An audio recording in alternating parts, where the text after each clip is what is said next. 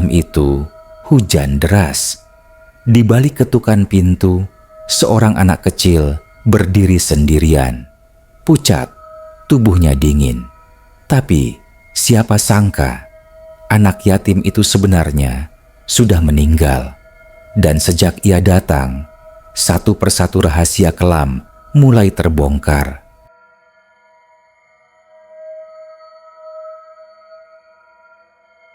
Rumah sederhana milik pasangan Samsul dan istrinya Rahayu berada di pinggiran desa Kedung Jati.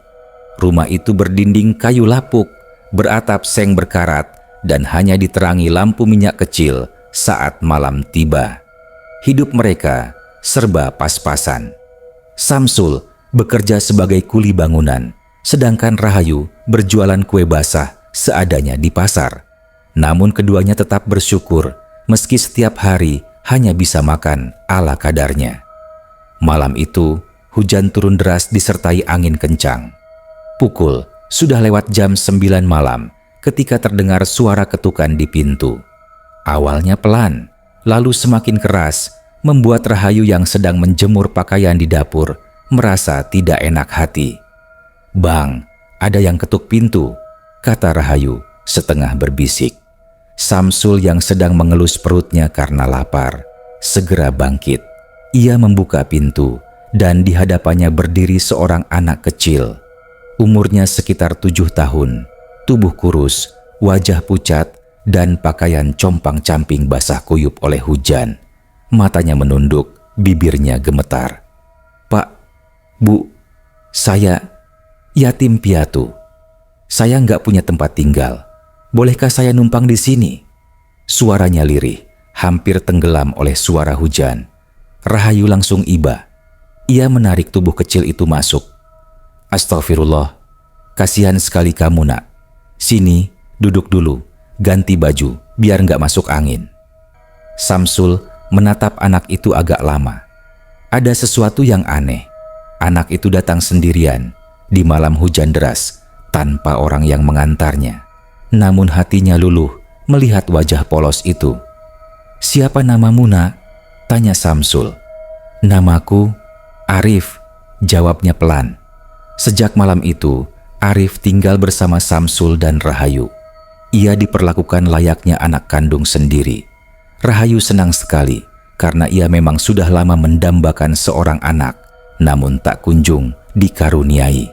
Kehadiran Arif seperti jawaban doa yang tertunda. Namun, sejak kedatangan Arif, rumah itu mulai berubah. Malam-malam, mereka sering diwarnai suara aneh. Kadang, terdengar suara langkah kaki kecil berlarian di dapur, meski semua sedang tidur. Kadang, terdengar suara tawa anak-anak di halaman, padahal hanya ada satu anak di rumah itu. Suatu malam, Rahayu terbangun karena mendengar suara sendok beradu dengan piring. Ia menuju dapur dan benar saja Arif sedang duduk di kursi menyendok nasi ke piring. Namun nasi itu jatuh begitu saja ke lantai. Anehnya, wajah Arif tetap menunduk seolah tidak menyadari kehadirannya. "Arif, kamu lapar?" tanya Rahayu. Anak itu menoleh pelan. Senyumnya tipis, namun matanya kosong, seakan menatap tembus ke belakang tubuh Rahayu. Rahayu spontan merinding, tapi ia memeluk Arif erat-erat sambil berkata dalam hati, mungkin dia masih trauma ditinggal orang tuanya. Sejak saat itu, mereka berdua bertekad merawat Arif sebaik mungkin. Bagi Samsul dan Rahayu, ini ladang amal. Mereka percaya anak yatim membawa berkah. Namun mereka tidak tahu bahwa kehadiran Arif bukanlah kebetulan. Malam hujan itu, mereka sebenarnya telah membuka pintu bukan hanya untuk seorang anak, tapi juga sesuatu yang tak pernah tidur. Sejak kedatangan Arif, suasana rumah Samsul dan Rahayu memang terasa berbeda. Awalnya hanya suara langkah atau tawa samar di malam hari. Namun, semakin lama kejadian-kejadian aneh itu makin sering terjadi. Meski begitu, Samsul selalu berusaha menenangkan hati istrinya. "Yah, mungkin rumah ini memang sudah lama kosong sebelum kita tempati. Angin masuk, kayu berderit, jadi kedengaran seperti suara-suara aneh, kata Samsul suatu malam sambil mematikan lampu dapur. Namun Rahayu tidak bisa menepis rasa takutnya, sebab hampir tiap malam ia bermimpi hal yang sama. Seorang anak kecil berpakaian putih, wajahnya pucat, tubuhnya penuh lumpur, berdiri di depan rumah sambil mengetuk pintu. Dan setiap Rahayu terbangun, ia selalu mendapati Arif tidur di ruang tengah, bukan di kamar kecil yang sudah mereka siapkan untuknya. "Bang, aku sering lihat Arif tidur di lantai, padahal sudah kuberi tikar dan bantal," bisik Rahayu pada suaminya. Samsul hanya mengangguk. Ia juga mulai merasa ada yang tidak beres, namun hatinya menolak curiga pada anak itu. Bukankah Nabi pernah berpesan untuk menyayangi anak yatim? Pikirnya. Suatu malam, hujan turun lagi. Angin menerpa dinding kayu rumah hingga bergetar. Samsul terbangun karena mendengar suara berisik di halaman. Ia mengintip lewat celah jendela dan hampir saja jantungnya berhenti berdetak. Di bawah pohon mangga depan rumah, terlihat Arif sedang berdiri menghadap jalan desa. Tubuhnya kaku, tidak bergerak sedikit pun. Yang membuat bulu kuduk Samsul merinding adalah ada sosok lain di sampingnya, seperti bayangan hitam setinggi orang dewasa, berdiri tegak tanpa wajah, menunduk ke arah Arif. Samsul memejamkan mata, lalu membukanya kembali. Sosok itu sudah hilang, hanya Arif yang masih berdiri di sana. Dengan tergesa, ia keluar rumah, menghampiri anak itu. "Arif, ngapain kamu di sini malam-malam begini?" Anak itu menoleh pelan. Wajahnya pucat, matanya sayu. "Saya nunggu ayah sama ibu jemput," katanya lirih. "Orang tuamu kan sudah nggak ada, nak." Samsul menahan gejolak dalam dadanya. Ia menggandeng tangan kecil itu masuk kembali ke rumah. Tangannya dingin sekali, seperti air es. Sejak kejadian itu, Rahayu makin sering memperhatikan Arif. Ia menyadari anak itu jarang sekali makan. Setiap kali disuguhi nasi atau lauk, Arif hanya menunduk, menyentuh sendok, lalu meninggalkannya. Tapi yang aneh, dapur mereka tidak pernah kehabisan beras. Karung beras yang tadinya hanya tersisa segenggam, tiba-tiba penuh kembali. Begitu juga dagangan kue basah Rahayu. Entah kenapa, selalu laris manis. Bahkan kadang ada orang tak dikenal yang datang membeli dengan uang lebih. "Bang, apa ini berkah karena kita mengasuh Arif?" tanya Rahayu suatu pagi sambil menunjukkan kantong uang hasil dagangan. Samsul mengangguk penuh syukur. "Insya Allah, Yu, anak yatim itu pintu rezeki." Namun, di balik rasa syukur itu, keduanya tidak bisa menolak keganjilan yang semakin nyata. Arif jarang bicara. Ia sering duduk di pojok rumah, menunduk lalu tersenyum sendiri. Kadang terdengar ia bercakap-cakap lirih, seakan sedang berbicara dengan seseorang yang tak kasat mata. Pernah suatu malam, Rahayu terbangun karena mendengar suara anak-anak bermain di halaman. Ia mengintip lewat jendela dan hampir menjerit. Ada beberapa anak kecil berlarian di halaman, berpakaian lusuh, wajah mereka pucat dan kotor. Di tengah-tengah mereka, Arif berdiri memandang lurus ke arah Rahayu. Matanya merah menyala dalam kegelapan. Rahayu terhuyung mundur, menutup mulutnya rapat agar tidak berteriak. Ketika ia memberanikan diri menengok lagi, halaman itu kosong. Hanya pohon mangga yang bergoyang diterpa angin. Keesokan paginya, Rahayu memberanikan diri bicara pada suaminya. "Bang, aku takut. Sepertinya Arif bukan anak biasa. Semalam aku lihat ada banyak anak di halaman. Mereka seperti bukan manusia." Samsul terdiam lama. Ia tidak bisa membantah sebab ia pun pernah melihat sosok hitam di dekat Arif.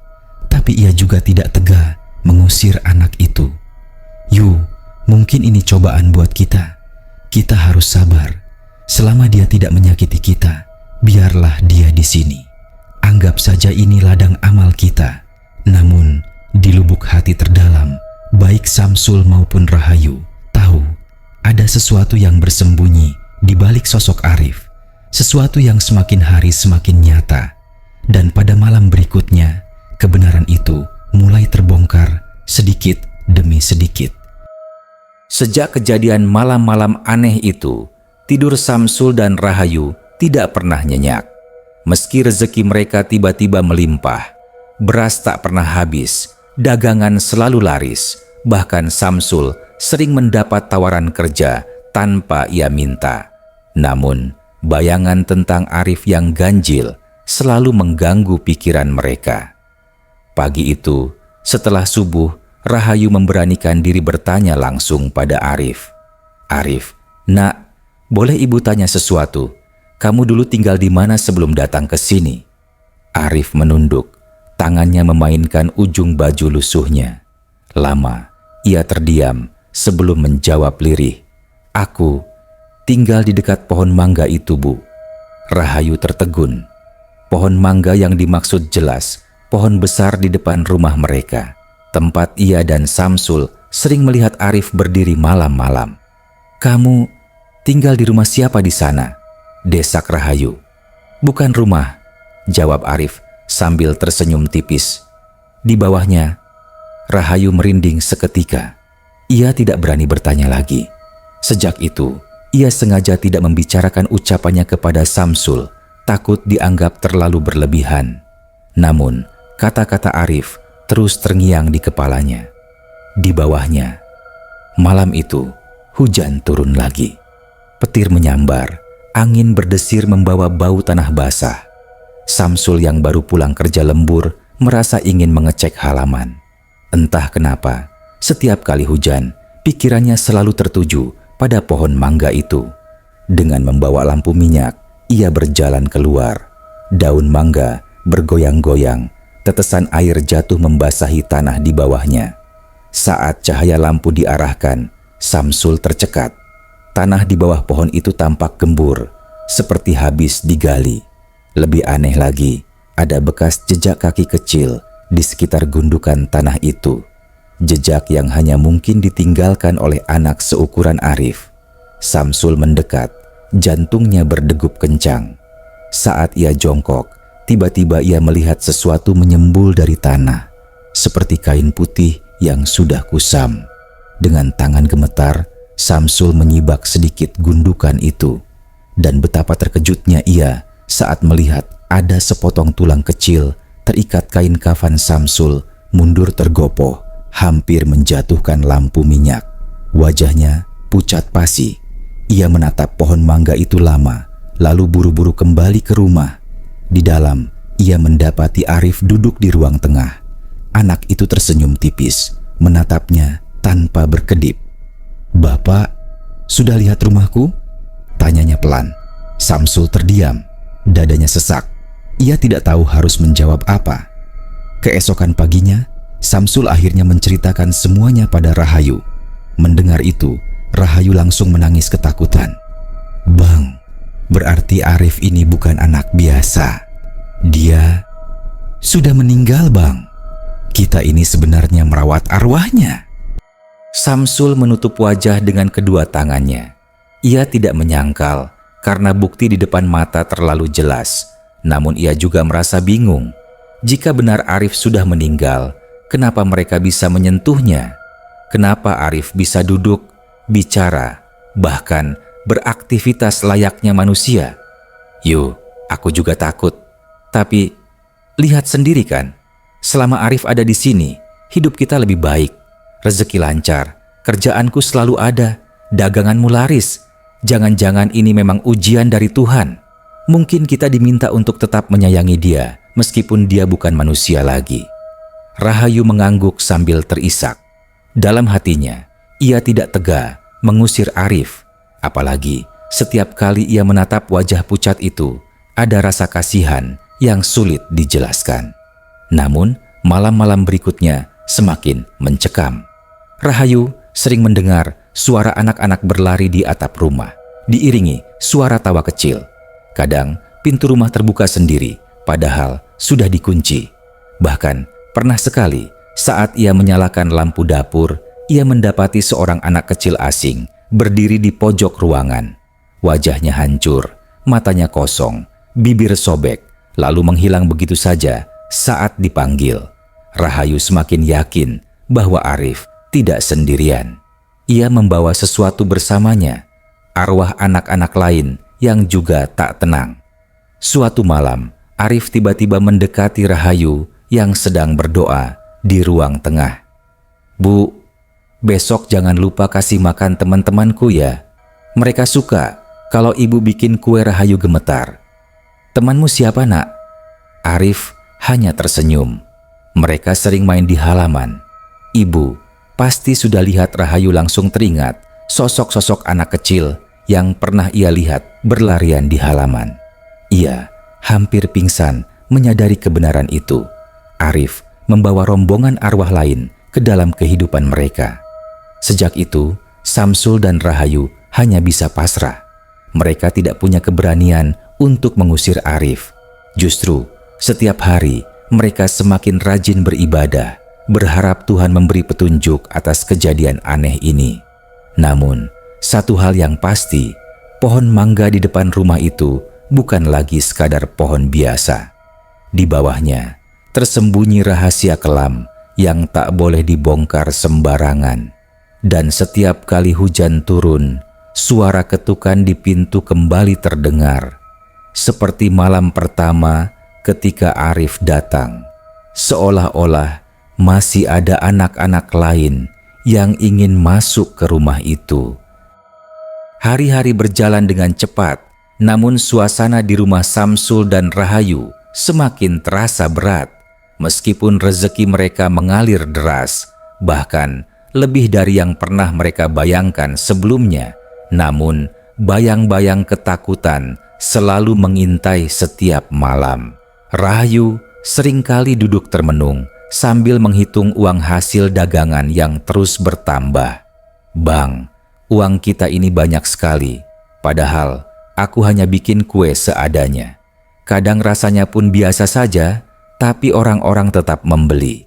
Bahkan ada yang datang jauh-jauh hanya untuk memborong Samsul menarik napas panjang. Aku juga heran, Yu. Kerjaanku sebagai kuli bangunan pun tiba-tiba lancar. Ada saja yang manggil. Aku senang, tapi hatiku juga tidak tenang." Keduanya tahu rezeki itu datang sejak Arif hadir di rumah mereka. Namun, harga yang harus mereka bayar adalah rasa takut yang tak pernah reda. Malam Jumat, Rahayu memberanikan diri mengundang ustazah dari surau kecil di ujung desa bernama Bu Nuraini. Ia mengaku ingin mengadakan doa bersama untuk kebaikan rumah tangganya. Samsul setuju, meski agak canggung jika Arif tahu. Saat maghrib tiba, Bu Nuraini datang. Wanita tua itu sederhana, dengan sorban kecil menutupi kepalanya. Begitu memasuki rumah, wajahnya langsung berubah serius. Ia melirik ke setiap sudut, lalu berbisik pelan pada Rahayu. "Di rumah ini, banyak sekali yang ikut tinggal. Kamu yakin hanya ada 3 orang di sini?" Rahayu langsung pucat pasi. Ia tak berani menjawab, hanya menggenggam tangan Bu Nuraini erat-erat. Doa pun dimulai. Ayat-ayat suci mengalun, namun suasana yang terjadi justru membuat bulu kuduk berdiri. Saat surah Yasin dibacakan, lampu minyak tiba-tiba bergoyang kencang meski tidak ada angin. Pintu rumah berderit pelan, seakan ada yang ingin masuk. Dan ketika doa semakin keras, terdengar suara tawa kecil di luar rumah. Tawa anak-anak, bersahut-sahutan, makin lama makin banyak. Bu Nuraini berhenti sejenak, wajahnya tegang. "Jangan takut, terus baca." Namun Rahayu tidak tahan. Ia menoleh ke jendela dan hampir saja menjerit. Di luar, terlihat puluhan anak kecil berdiri berjajar di halaman. Wajah mereka pucat, pakaian compang-camping, sebagian tubuhnya kotor oleh lumpur.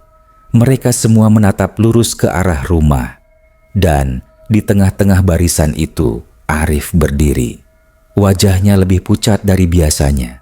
Matanya merah basah, seperti menahan tangis. "Arif, Panggil Rahayu lirih. Air matanya jatuh tanpa sadar. Arif hanya menggeleng pelan. "Jangan usir aku, Bu. Aku janji nggak nakutin lagi." Suaranya terdengar jelas, meski ia masih berada di luar rumah. Bu Nuraini segera menutup doa, lalu berdiri sambil menatap Samsul dan Rahayu. "Kalian harus siap mendengar kebenarannya.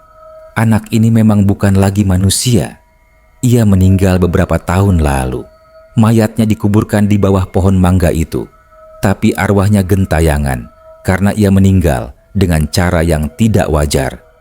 Rahayu terisak. "Astagfirullah. Jadi benar, Bu?" "Ya," jawab Bu Nuraini. "Dan bukan hanya dia. Banyak anak lain yang bernasib sama. Mereka tersiksa, arwahnya tidak tenang. Entah siapa yang berbuat kejam pada mereka. Tapi roh mereka mencari tempat dan menemukan rumah kalian."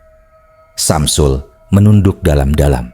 Ia merasa bersalah karena selama ini ia justru membiarkan Arif tinggal tanpa mencoba mencari tahu lebih jauh. Malam itu, setelah Bu Nuraini pulang, suasana rumah semakin mencekam. Arif masuk ke dalam, duduk di ruang tengah sambil menunduk. "Bapak, Ibu, kalian masih sayang sama aku kan?" tanyanya lirih. Samsul menelan ludah. "Iya, Nak. Kami sayang sama kamu. Tapi kamu harus tenang. Kamu sudah bukan bagian dari dunia ini lagi. Kamu harus kembali pada Tuhan." Arif mendongak perlahan. Senyumnya tipis, namun matanya dipenuhi kesedihan. "Kalau aku pergi, Bapak sama Ibu masih mau doain aku?" Air mata Rahayu jatuh deras. Ia memeluk Arif, meski tubuh anak itu dingin menusuk tulangnya. "Ibu janji, Nak. Ibu akan selalu doain kamu." Malam itu, untuk pertama kalinya, Samsul dan Rahayu sholat tahajud dengan penuh khusyuk, memohon ampunan untuk arwah Arif. Namun ketika doa mereka semakin khidmat, tiba-tiba terdengar suara gaduh dari luar rumah. Suara tanah diseret, seperti seseorang sedang menggali dengan paksa. Samsul memberanikan diri melihat keluar, dan pemandangan yang ia lihat membuatnya hampir pingsan. Kuburan di bawah pohon mangga itu bergerak sendiri, tanahnya berguncang, seakan sesuatu ingin keluar dari dalamnya. Arif berdiri di samping kuburan itu, menoleh ke arah Samsul. "Bapak, waktuku sudah dekat." Tapi mereka belum mau pergi. Tiba-tiba, puluhan bayangan anak kecil muncul di sekeliling pohon. Suara tangis, tawa, dan jeritan bercampur jadi satu, memenuhi udara malam desa Kedung Jati.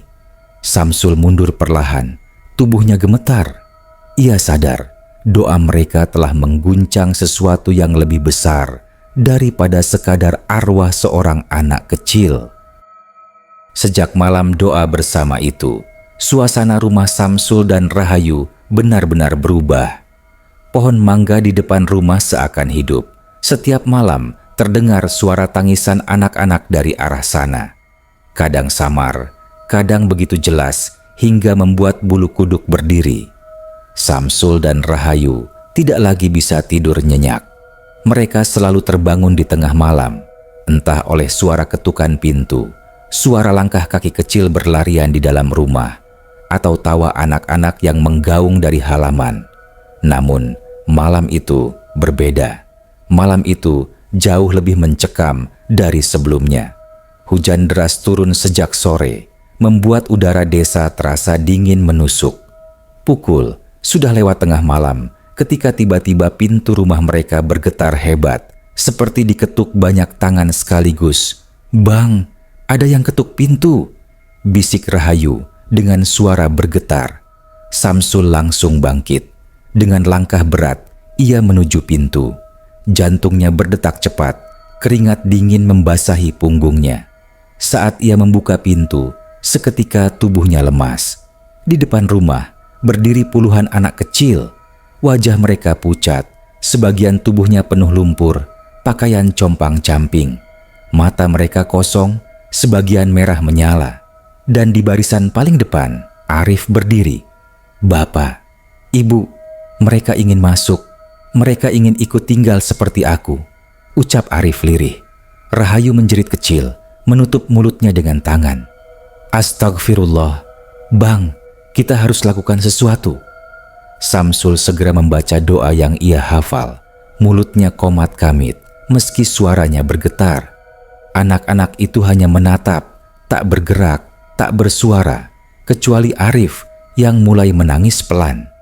Tiba-tiba, lampu minyak di ruang tengah padam sendiri. Rumah seketika gelap gulita. Suara langkah kaki kecil terdengar di dalam rumah, padahal pintu baru saja ditutup rapat. Bang, mereka sudah masuk. Rahayu berbisik histeris. Suara tawa kecil bergema dari ruang dapur, lalu dari ruang tengah, lalu dari kamar tidur. Seperti ada banyak anak berlarian ke segala arah. Bau tanah basah bercampur dengan bau anyir memenuhi rumah. Samsul menggenggam tangan Rahayu erat. Yuk, jangan lepas, kita harus kuat. Mereka berjalan perlahan ke ruang tengah, mencoba menyalakan kembali lampu minyak. Namun, sebelum api menyala, terlihat sosok kecil berdiri di pojok ruangan. Saat cahaya kecil muncul, wajah sosok itu terlihat jelas. Seorang anak dengan mata kosong dan bibir sobek hingga ke pipi, menatap lurus tanpa ekspresi. Rahayu menjerit keras, tubuhnya hampir jatuh kalau tidak ditahan Samsul. Sosok itu lalu menghilang begitu saja, meninggalkan bau busuk menusuk. Arif muncul tiba-tiba di hadapan mereka. Wajahnya kali ini berbeda. Pucat, penuh kesedihan, namun juga menyeramkan dengan tatapan mata merah basah. Bapak, Ibu, aku nggak bisa pergi kalau mereka nggak ikut. Mereka mati bersama aku, mereka dikubur di sekitar pohon itu. Kami semua terjebak di sini. Samsul tercekat. Siapa yang melakukan ini pada kalian, Nak? Arif menunduk lama, lalu berbisik. Orang-orang desa ini tahu, tapi mereka diam. Jawaban itu membuat darah Samsul berdesir dingin. Ia menoleh pada Rahayu yang hanya menangis ketakutan. Bang, berarti bukan hanya Arif, ada banyak anak di situ. Samsul mengangguk, wajahnya tegang. Kini ia paham kenapa pohon mangga itu selalu tampak menyeramkan. Bukan hanya satu jasad, tapi banyak.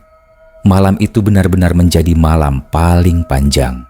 Suara tangisan, jeritan, dan tawa anak-anak terus bergema di rumah kecil itu. Dinding berderit, atap seakan diinjak-injak, bahkan lantai berguncang seperti ada yang merangkak di bawah papan kayu. Di tengah teror itu, Samsul tiba-tiba teringat pesan Bu Nuraini. Perbanyak doa, jangan berhenti memohon ampunan, jangan berhenti membaca Al-Quran. Hanya dengan itu mereka bisa tenang. Dengan sisa keberanian, Samsul mengambil mushaf kecil yang tersimpan di lemari. Suaranya bergetar saat ia mulai membaca ayat demi ayat. Rahayu ikut berdoa sambil menangis, mengangkat tangan tinggi-tinggi. Suara jeritan anak-anak makin keras, seakan menolak bacaan itu. Lampu minyak berkedip-kedip, lalu pecah berhamburan. Namun, Samsul tidak berhenti. Ia terus membaca, matanya terpejam, air matanya jatuh tanpa sadar. Di sela-sela bacaan itu, Arif mendekat. Tubuhnya mulai memudar, seperti asap yang diterpa angin. Wajahnya sendu, matanya berkaca-kaca. Bapak, Ibu, terima kasih sudah sayang sama aku. Tolong doakan kami semua. Samsul dan Rahayu menangis keras. Ya Allah, ampuni mereka, terimalah mereka, jangan biarkan mereka tersiksa lagi. Tiba-tiba suara gemuruh terdengar dari arah pohon mangga. Tanah di bawahnya bergetar hebat, seakan banyak tangan kecil berusaha keluar dari dalam. Angin kencang menerpa, membuat seluruh rumah bergetar. Lalu sunyi, hanya suara hujan yang tersisa. Anak-anak itu lenyap, Arif pun hilang. Hanya menyisakan udara dingin menusuk yang membuat mereka berdua terduduk lemas. Malam itu, Samsul dan Rahayu sadar. Mereka tidak hanya merawat seorang anak yatim, tapi juga membuka pintu bagi puluhan arwah yang terjebak. Namun sesuatu di hati mereka berubah. ketakutan bercampur dengan keikhlasan. Mereka berjanji akan terus mendoakan arwah anak itu agar kelak benar-benar tenang. Tapi janji itu ternyata baru permulaan dari akhir yang sesungguhnya. Pagi setelah malam panjang itu, Samsul dan Rahayu masih duduk lemas di ruang tengah. Wajah mereka pucat, mata sembab karena tangisan. Rumah terasa sunyi sekali, seakan kejadian semalam hanya mimpi buruk. Namun, kenyataan segera menghantam. Saat mereka membuka pintu depan, pandangan langsung tertuju pada pohon mangga. Tanah di bawahnya tergali sendiri, menyisakan gundukan-gundukan kecil seperti banyak kuburan baru. Bau anyir masih terasa menusuk. Rahayu gemetar. "Bang, lihat, mereka benar-benar dikubur di sini." Samsul menatap lama gundukan itu, hatinya mual. Ia akhirnya yakin apa yang Arif katakan semalam bukan kebohongan. Ada rahasia kelam di desa Kedung Jati yang selama ini disembunyikan. Siangnya, mereka menemui Bu Nuraini untuk meminta nasihat. Perempuan tua itu mendengarkan dengan wajah serius. "Betul, saya sudah lama curiga," kata Bu Nuraini. "Beberapa tahun lalu, ada kabar anak-anak yatim dari desa sekitar hilang secara misterius. Orang-orang desa ini diam saja, tidak ada yang mau bicara. Saya takut ada pihak-pihak yang sengaja menutupi kebenaran." "Jadi mereka dikubur di bawah pohon itu, Bu?" tanya Samsul dengan suara bergetar. Bu Nuraini mengangguk perlahan. "Ya, dan arwah mereka belum tenang. Tapi apa yang kalian alami semalam adalah petunjuk. Kalian diminta Allah untuk mendoakan mereka. Jangan berhenti, jangan biarkan mereka gentayangan lagi." Sejak hari itu, Samsul dan Rahayu rutin mengadakan doa di rumah kecil mereka. Mereka mengundang anak-anak yatim dari desa tetangga, memberi makan, bersedekah, dan membaca Al-Quran bersama. Anehnya, setiap kali kegiatan itu berlangsung, suasana rumah terasa ringan. Pohon mangga yang tadinya menyeramkan menjadi lebih tenang. Tidak ada lagi suara tangisan di malam hari. Namun, bukan berarti semuanya berakhir damai. Beberapa malam setelah doa bersama, Samsul kembali bermimpi. Dalam mimpi itu, ia melihat Arif berdiri di depan rumah. Wajahnya lebih cerah dari biasanya, tidak lagi pucat. Senyumnya tulus, matanya tidak merah. "Terima kasih, Bapak, Ibu. Sekarang aku lebih tenang. Teman-temanku juga sudah tenang," ucap Arif. Samsul hampir menangis dalam mimpinya. "Nak, pergilah dengan tenang. Jangan khawatir, kami akan selalu doakan kalian." Namun, sebelum pergi, Arif berbisik sesuatu yang membuat darah Samsul membeku. "Bapak, hati-hati. Ada orang di desa ini yang masih menyembunyikan dosa mereka. Mereka belum selesai." Beberapa hari kemudian, kejadian ganjil menimpa warga desa Kedung Jati. 2 orang lelaki tua yang dulu sering terlihat di sekitar rumah Samsul ditemukan meninggal mendadak. Tubuh mereka kaku, wajahnya membiru, dan yang paling aneh, tanah basah menempel di sekujur tubuh mereka, seakan baru saja keluar dari kuburan. Warga gempar.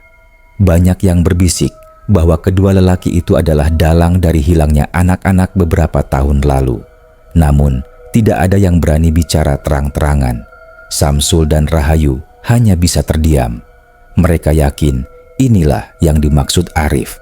Dosa itu belum selesai dan Tuhan punya caranya sendiri menyingkapkan kebenaran. Sejak kejadian itu, rezeki Samsul dan Rahayu semakin melimpah. Dagangan kue Rahayu bukan hanya laris di pasar desa, tapi juga dipesan orang-orang dari luar kota. Samsul bahkan dipercaya menjadi mandor bangunan, sesuatu yang tidak pernah ia bayangkan sebelumnya. Namun mereka tidak pernah lupa asal mula keberkahan itu.